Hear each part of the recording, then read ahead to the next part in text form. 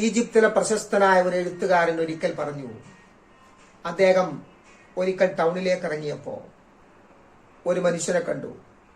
അയാളിങ്ങനെ വയറിൽ പിടിച്ച് മുന്നോട്ട് കുനിഞ്ഞ് പ്രയാസപ്പെടുന്നതായിട്ട്. കാര്യമന്വേഷിച്ചപ്പോൾ അദ്ദേഹം വിശപ്പിന്റെ കാഠിന്യം കൊണ്ട് പ്രയാസപ്പെടുകയാണ് എന്ന് മനസ്സിലായി. കുറച്ചപ്പുറം ചെന്നപ്പോൾ ഇതേപോലെ മറ്റൊരു മനുഷ്യനും വയറിൽ പിടിച്ച് പ്രയാസപ്പെടുന്നതായിട്ട് അദ്ദേഹത്തിന് കണ്ടു. അയാൾ കൂടുതൽ ഭക്ഷണം കഴിച്ചതിന്റെ പേരിൽ വേദന അനുഭവിക്കുന്നതാണ് എന്ന് പറഞ്ഞു. എന്നിട്ട് അദ്ദേഹം ഒന്ന് ആത്മകഥം ചെയ്തു.